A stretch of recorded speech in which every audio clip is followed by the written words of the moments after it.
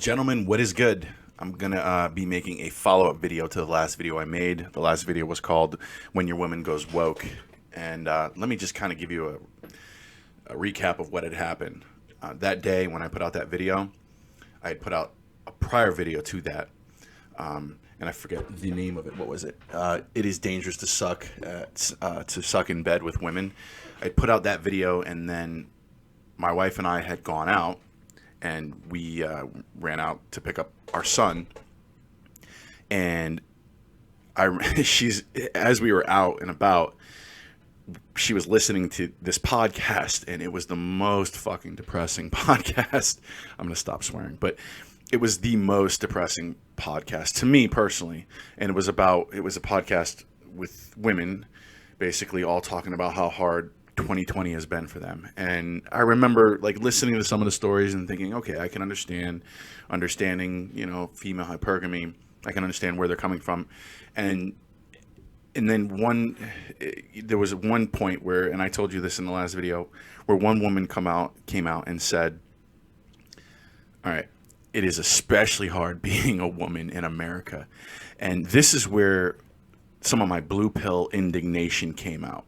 And I'm just being honest with you here, because I've actually traveled to Africa. I've traveled to Mexico, Central America, South America. Like, I've seen people that live in poverty, and believe me, not just the women, but the men live in shitholes with no medication, no health care. They have fucking viruses that they're dealing with. They have bacterial diseases that they're dealing with. They don't have hospitals that they're dealing with. And it's like the women, when they die giving birth, their children die of starvation in these countries. And that's when like that sort of that old order thinking came out in me. And I was like pretty upset about it. Not upset. It was there, and I didn't say anything. But it was also mixed with a red pill understanding of that's not why you're upset. Okay? That's not why you're upset. That's not why it's so hard being a woman in America. It's the reason why. All right. Their reasons for what they thought was so upsetting to them wasn't the real reasons. It was because of generations of feminism pushing, right? And I understood this, pushing to put women in places of men, and it has not satisfied them at all. It just hasn't. It's not.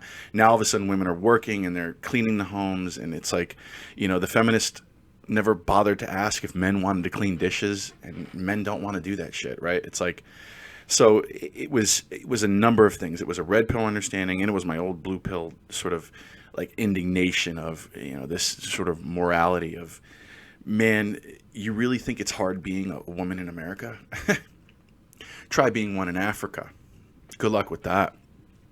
All right, here I go. I'm not going to say I'm going to try not to say Okay, so that's the retelling of the story. And that's, at that point, I knew enough where I was not going to get into an argument. So I got out of the car and I walked home. I said it was 5 miles. It's more like almost 4. I literally just then made the video when I came in. And part of my game plan when that happens is I don't talk to her. So when a conflict happens, which it rarely does in my marriage, but the only time it ever does, and this is a point that I want to touch on, and it's important, is when the software overrides my wife. The software, and I've talked about software. I've talked about hardware, firmware, software. Rollo talks about this in his 4th book. Hardware meaning, the evolutionary, or if you're a Christian, the stuff that God puts deep in your hindbrain, right? That people react to. For men, it's and I'll talk about this. We naturally go to Rene Girard's mimetic desire, and this is a video that's going to be coming out for me in the future. I believe the red pill for men is Rene Girard, as much as the red pill for women is Rollo Tomasi, and I'll be talking about mimetic desire and what that means. So for women, it's their hypergamy, it's the natural, it's like the pre-selection, it's all that stuff, right? It's like what hundreds of thousands of years of evolutionary, or what you believe, if you believe it's God that created, the creationist or an evolutionist, right? Either way, the hardware is that. Okay, the hardware is that. It's what's been there for the longest, and then there's the firmware, which is what people see during their early childhood, and which was so important for me in selecting a woman that I would marry, is I needed her to come from a traditional household where there was a mother and a father, where the father was the lead. And this is a primary reason as to why my wife and I are together. And I saw that, and I didn't know that about her when I met her in her 20s, because it's hard to tell with women these days because they're all crazy in their 20s, right? And I see that even now with the way that she parents, that firmware. She basically, she does a really good job at mimicking her mother, and and her mother's a tremendous mother, a traditional household mother, and I see that coming out with the way that she raises my son.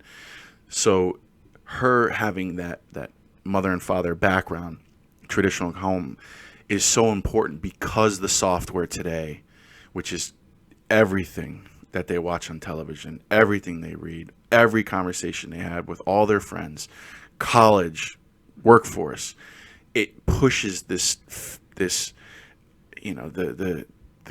the agenda of the gynocentric social order that's been going on since at least the 60s, and has gotten stronger and stronger. And that's what this podcast was, and it was boiling up in me, and I just was like, when that one woman talked about how hard it was to be a woman in America, that's when the old pill in me, the blue pill, the blue pill in me was like, what the fuck? Are you kidding me? So instead of sitting there and arguing with my wife, I ran home, and I saw it as a good opportunity to run 4 miles and get my second workout for the day. I hadn't done it. I've been doing 2 workouts a day.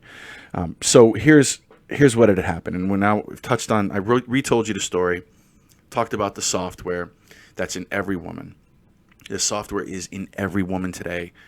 Every woman. I don't care if you're, if you live in America, you could be a Mormon living in Utah, Mormon female with multiple housewives, and you'll probably have come across the software somehow, some way. The results. What did I do the next morning? I woke up. We're on 7.5 minutes. I woke up. I did not talk to my wife that entire night after. I came downstairs, watched the video. I did some studying for my exams coming up, and then I went to bed. Okay? And I deliberately did not give her any attention, did not apologize. There was no need to apologize. You never apologize for anything. Okay? There's nothing to ever apologize for a man. As a man, as long as you are red-pilled and you're doing things in that light, there's no need to apologize for anything. Okay? I woke up. I studied, I worked out, my first workout of the day, and then I deliberately took care of the baby that morning, of my youngest son. My oldest son lives with his mother during the week, so I took care. I said, sweetie, why don't you sleep in? And I was acting as if nothing had happened. It was like a new day. Let's start afresh. Gave her eye contact, which I had withdrawn the night before. You have to withdraw the eye contact. You have to withdraw the attention. And then the next morning you reboot and you reset, right? And there's still no apologizing, but at the same time, there's no accusing. No apologizing, no accusing, right? And that's important. Take note of that. And then I took care of the baby, got him out of the bed, fed him breakfast. I said, why don't you sleep in? I'll take him to daycare. Took him to daycare. All right. Why? Because I knew really what was going on. And this is where my red pill knowledge, women are all about attention. And her listening to this podcast, she was resonating to something different. And this took me probably a few hours to understand, or to at least recognize, I saw it as, holy shit, this is pathetic. She saw it as, oh my God, these women are looking for attention. And they're trying to figure out how to get that attention.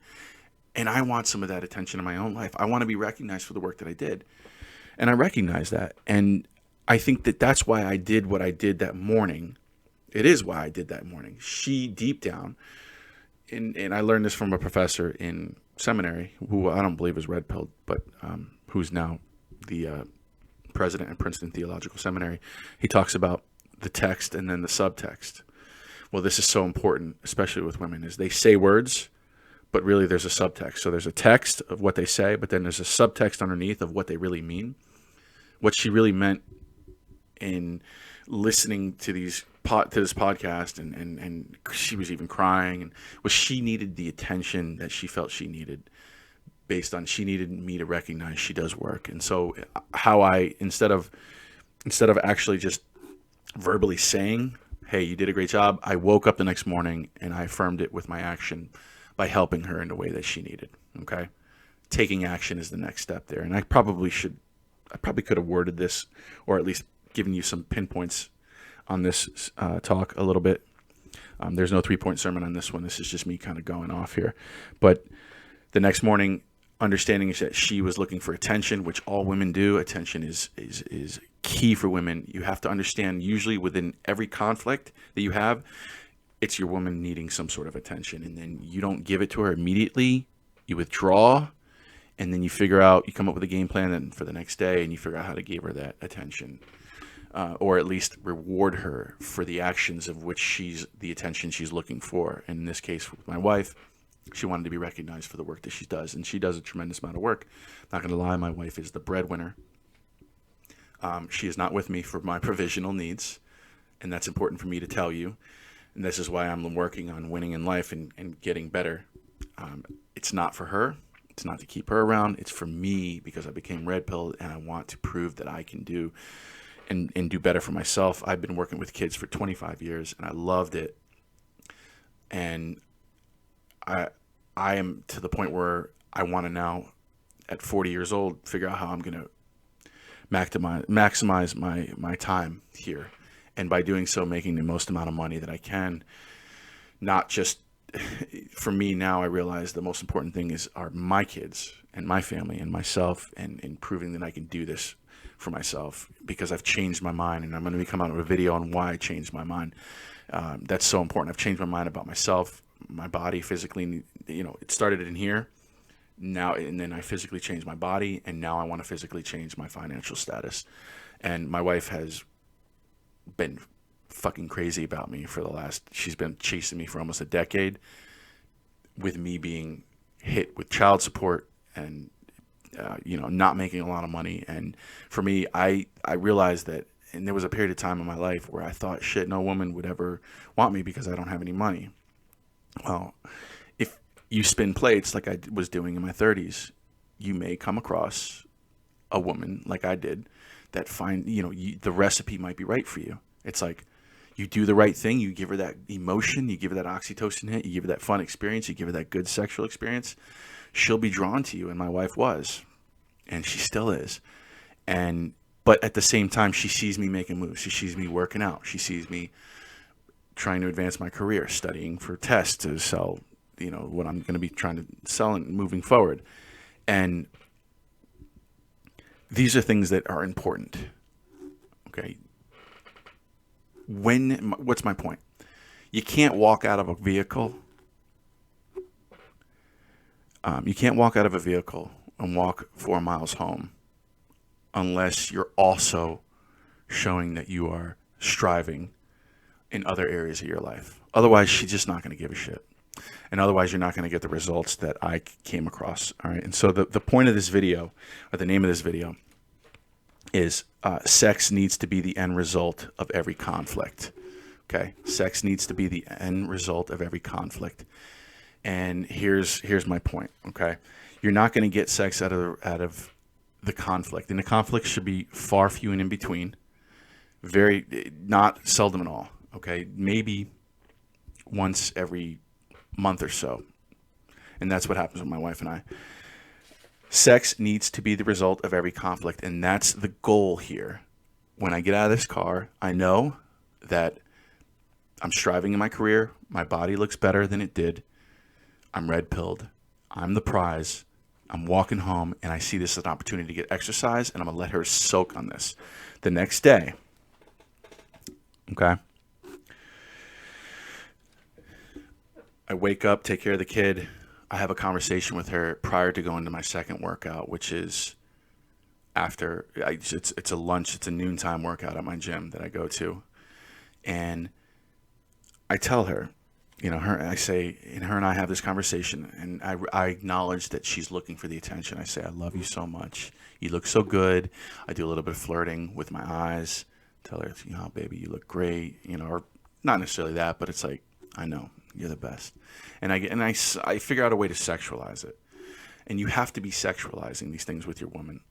You guys in these long-term relationships, in these marriages, you guys think you're fucking friends with these women. They're not your friends. They're your wives. That means you need to sexualize as every opportunity that you can. The only way you're going to get sex 2-3 times a week, realistically, especially the longer you're with a woman, 2 times a week is a good amount because it keeps the intensity high, the sexual intensity, and it's like, great. All right, what are we on? 15 and a half minutes. It's a lot longer than I thought it was going to be. Look at that. I like improvising. Improvising is good.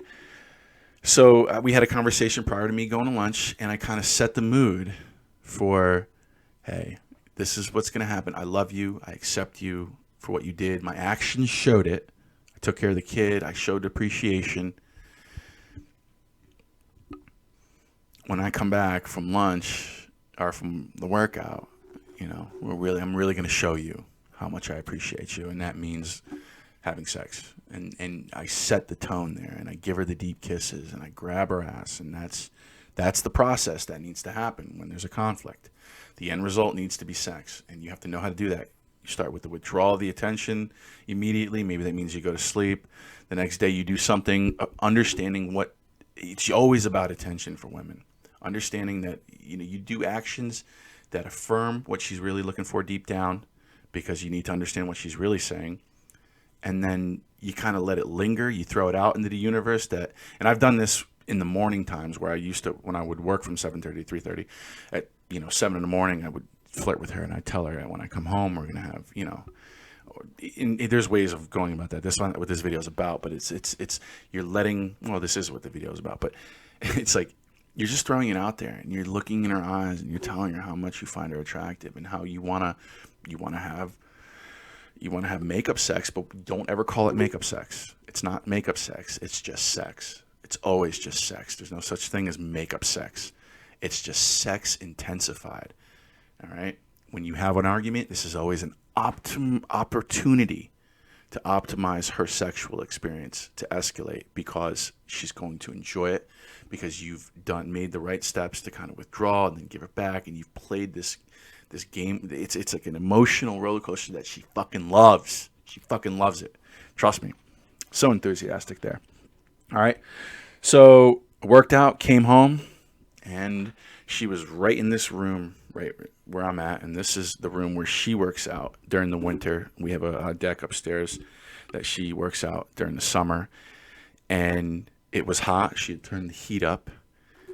And the game plan for me was we were both going to take showers and then we were going to have sex, right? Well, she just straight up goes, why don't you fuck me right here on this mat? She has a mat that she puts on the floor. And that was it. That was it. And it happened. And it laid the wood, right? Laid the pipes, whatever you want to say it, and created a bonding experience that it made all that fucking bullshit worth it. And that's what you need to do. And maybe I can make this video making the bullshit worth it. But no, the video is sex needs to be the end result of every conflict. And there's a certain strategy that you can come across and you can see it. I've kind of laid it out not so methodically in this video, because as I'm filming this video, I'm realizing, shit, I could have been a little more methodical on how I planned this. But just kind of giving you nuggets of information. All right. So the end result of every conflict with your woman is to basically I